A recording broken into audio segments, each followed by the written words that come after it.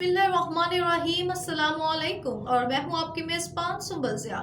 नजर डालते हैं अब तक की अहम तरीन खबरों। सकरंज रिपोर्ट राजकुमार ओझ। सकरंज में महंगाई का जिन बेकाबू हो चुका है। खाने पीने की अशिया, रोजमर्रा इस्तेमाल की जरूरियात और खासतौर पर अदवायात की कीमतें आसमान से बातें कर रही हैं, जिसकी वजह से मेहनत कश तबका बदतरीन माशी मुश्किलात का शिकार है। आटा, चीनी, घी, दालें, सब्जियां, फल और दवाएं आम इंसान की पहुंच से बाहर हो चुकी हैं। दिहाड़ीदार और तबकेदार के लिए 2 वक्त की रोटी का बंदोबस्त करना भी एक चैलेंज बन चुका है, जबकि सफेद पोश तबका भी सख्त परेशानी में मुब्तला है।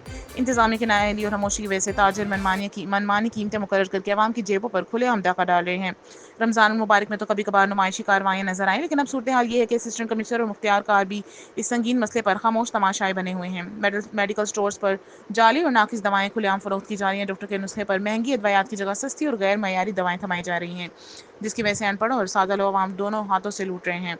शहरी ने हुकूमत और मुतल्लिका हुकाम से मुतालबा किया कि मसनूई महंगाई पर कंट्रोल किया जाए, दवाओं की कीमतों को रेगुलेट किया जाए, जाली अदवायात की फरोख्त बंद कराई जाए, मार्केटों में अब सख्त निगरानी के जरिए अवाम को रिलीफ फराहम किया जाए, ताकि गरीब अवाम महंगाई, भूख और बीमारियों से बच सके।